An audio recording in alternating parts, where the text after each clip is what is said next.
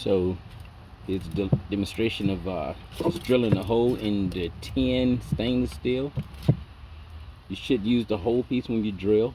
You're only gonna need a sliver, but if you use that sliver to drill, chances are that your drill bit's gonna grab into it and spin it around, break it off. It's just not gonna work good. So drill it in its a large piece and then cut off what you need.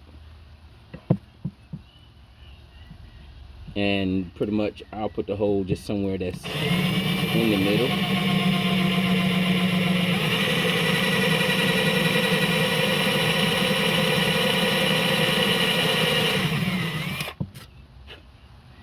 Just like that, just a little hole for that little screw to go in on the sending unit.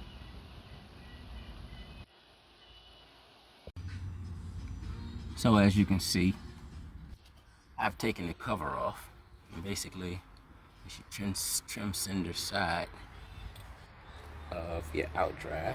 It's going to be your right side, starboard side.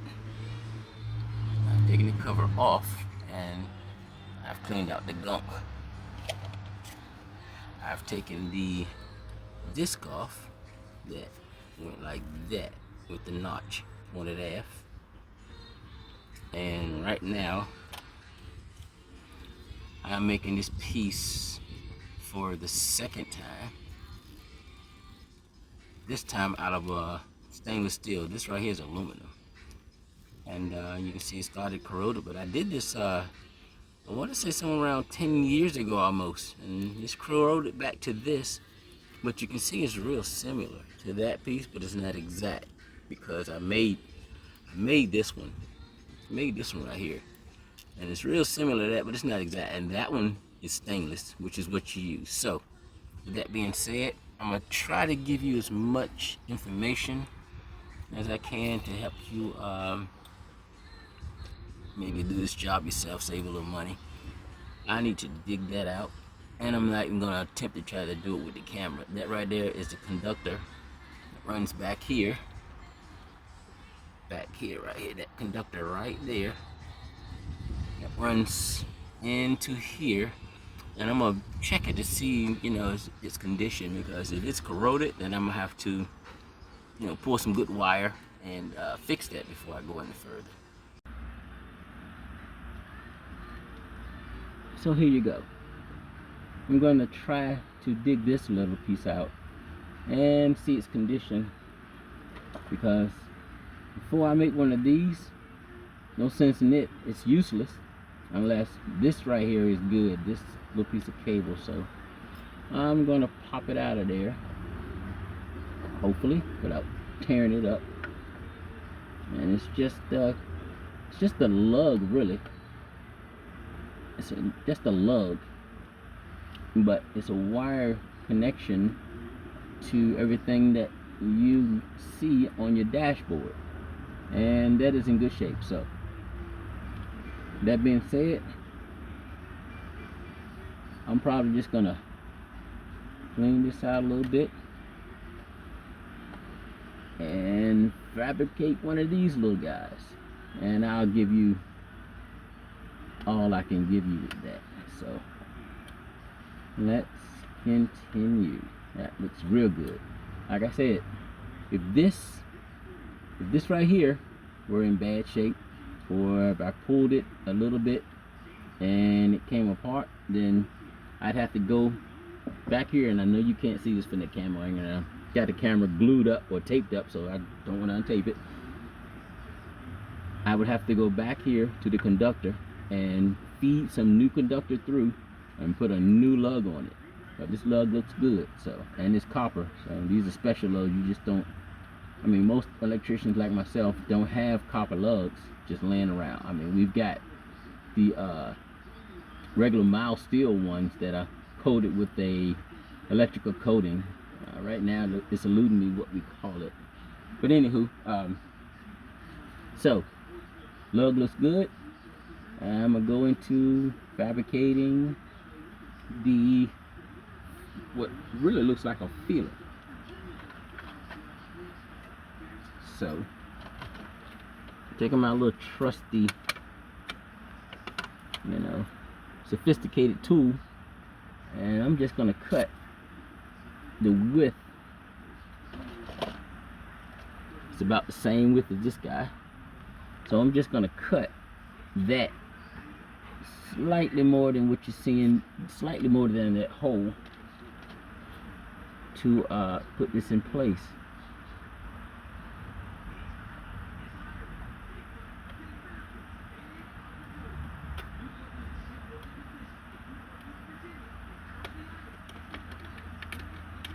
Do that. Do that. And that's a little more than I'll be needing. I'm going to trim it more. But basically, that's what you want right there. You want this right here. And what I'm going to do, I'm going to trim off this back end. See how it's got to look. So I'm going to bend it somewhere around in here. Trim off that back end, and then cut a couple of slits in it right here, just so we have it'll maintain contact with your disc. And if you look at my disc, you can see right now that the salt water has started corroding the, I guess, the contact pad is what you could call it. Right there on that contact pad, you can see it brown, and that right there is missing metal, which would be the contact. So one day I'm gonna probably figure out how to get me a piece of stainless like this and glue it there with a glue that's conductive, and go from there. But anyway, this pad is gonna have to be replaced or something fixed one day. You can see that the metal is worn off. Anywho, so with that being said, go in here, figuring about,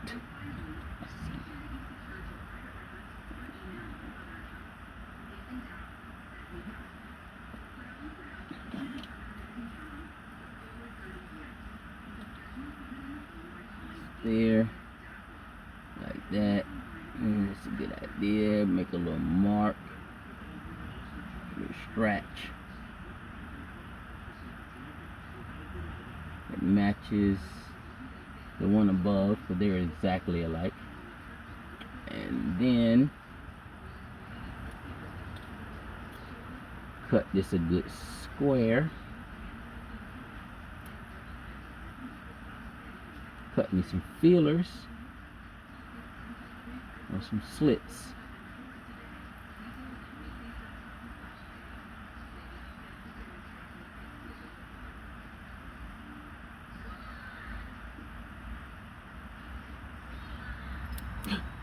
Ooh, gotta be careful. One more.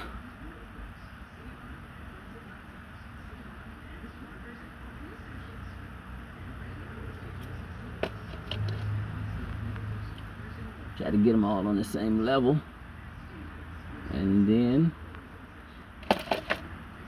take something like this and basically bend them over. One time with that, and then one time with your hand, and voila.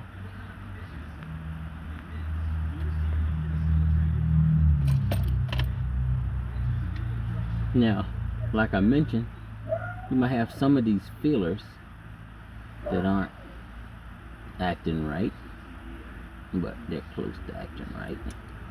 So you can do that, and if they're too long, you can cut them off.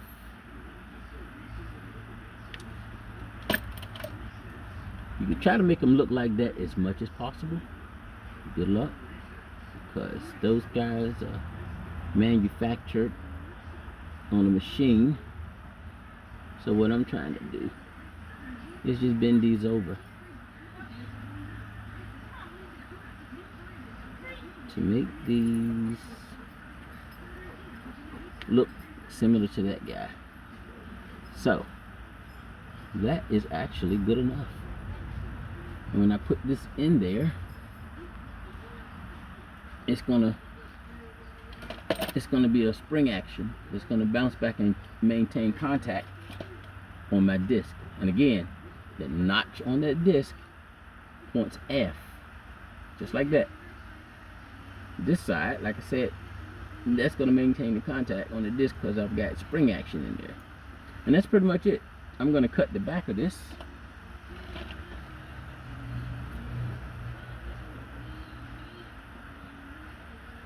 I'm gonna cut the back of this like so. So that fits like that.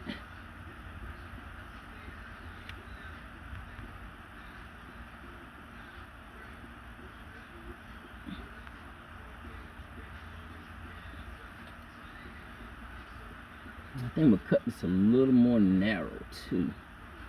It's a wee bit wide. No, you know what? I'm not. But leave it just like that because it won't hurt anything. The disc, it doesn't need to be that narrow. I honestly believe that manufacturers put some things in place so it makes it more difficult for someone who would try to fix something themselves as opposed to buying the entire unit. So I'm gonna leave it like that and see how it works. Alright, so I'm just gonna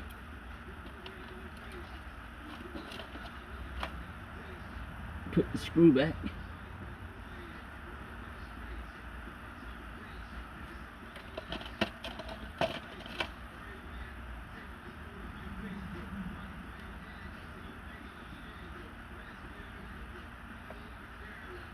And this one's gonna take a little more cutting because it won't square up.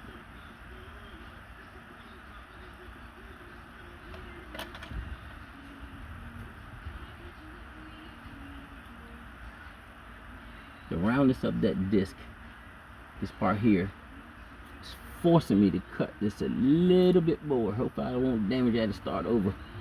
But if you do, this tin is not that expensive.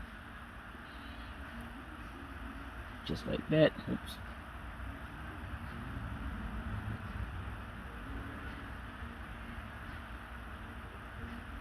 Flip it over. Cut this side. Just like that. Careful with this tin because it will cut you like a razor blade. Just like that. Take this, kind of peel that stuff out.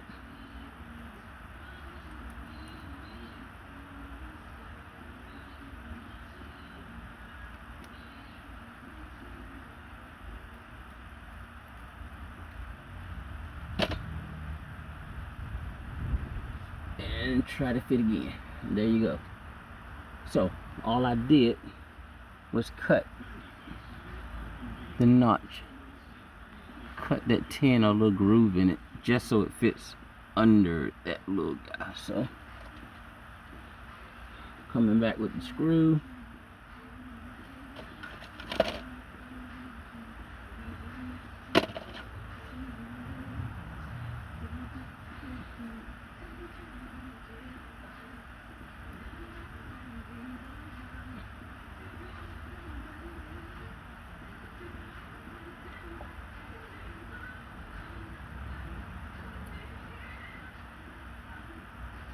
done. Not pretty, not perfect like the manufacturers, but it will work. Goes on just like that. And you've got this one pushing against it and that one pushing against it just like it needs to. So after you've cleaned this guy out,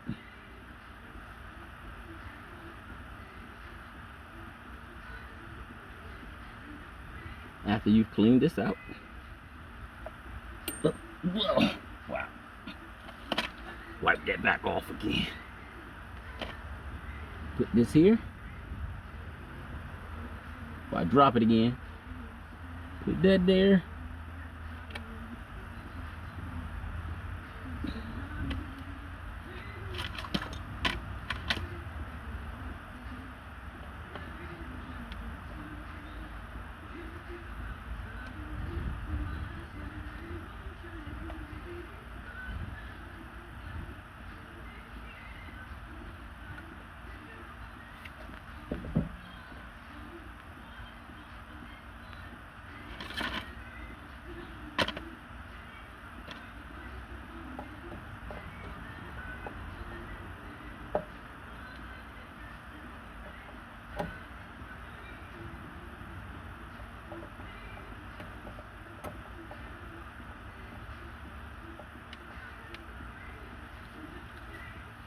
And this cap serves two purposes. It keeps the disc in there, because it's basically riding up inside on the inside of that cap. Because eventually that spring action you see is going to force that disc this way as far as it'll come. And this cap is just a keeper to keep the disc in. And of course it's got the little rubber seal in there to try and keep saltwater out, and it does. I think the saltwater comes in back from here, where the wires come in at. For whatever reason, it's seeping in there and settling back there on that disc, and it's corroding everything. You really don't have to unset your trim setting. Your trim setting is probably fine if you've never done anything with it, so that's probably fine. So you don't have to mess with these guys. Just take these 4 little ones off and everything pops out. So okay, she's back together, and get all my stuff out the way.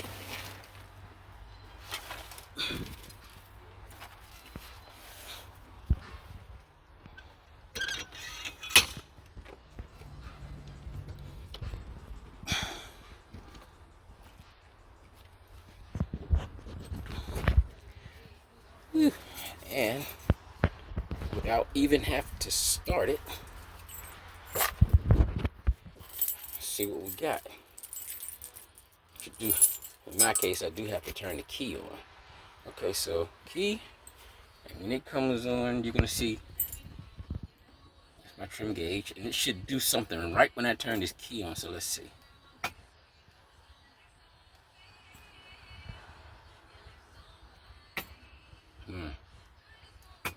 That's not a good feeling. Let's see.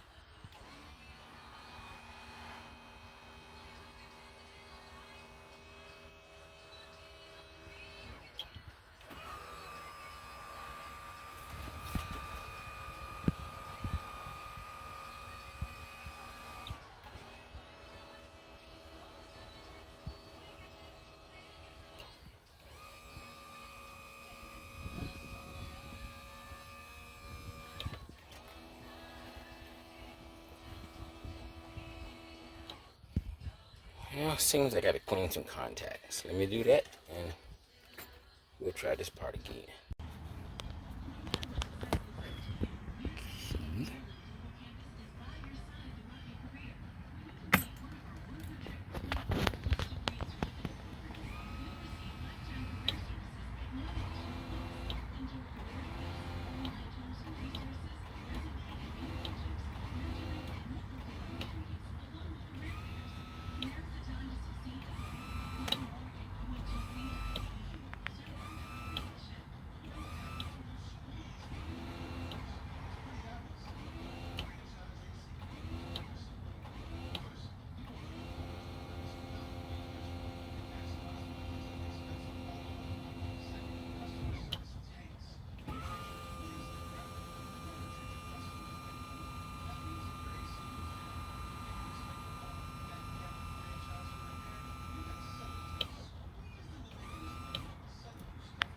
Now, that's after repairing my disc. Turns out that the disc had a crack in it, and it cracked the continuity strips. I guess you could say the metal plating that had continuity continue through it. So after soldering my disc, putting it back together, it works. And I'll try to make all this make sense.